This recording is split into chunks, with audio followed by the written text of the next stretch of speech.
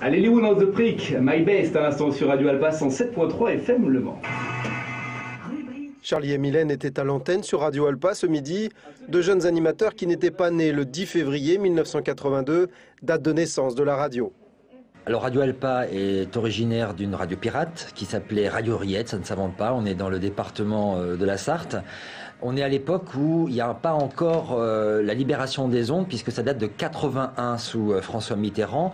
Et c'est là qu'on va voir apparaître en 81 ce qu'on a appelé à l'époque les radios libres, que sont devenues entre autres aussi aujourd'hui les radios associatives. On parlera de cinéma également. 30 ans plus tard, Radio Alpa est la dernière des radios libres sur Le Mans, dont elle assure avoir conservé l'esprit. Je pense que les radios associatives sont toujours dans cette dimension d'être présentes sur le territoire, de donner la parole aux associations, aux acteurs du territoire, qu'ils soient politiques ou institutionnels, et puis bien sûr à ceux qui font aussi la culture. Avec 62 bénévoles, Radio Alpa a aussi une vocation de tremplin pour les jeunes animateurs. Mais la plupart de cette nouvelle génération ne savent pas l'histoire du mouvement des radios libres et donc croient que la radio c'est toujours réservé aux professionnels.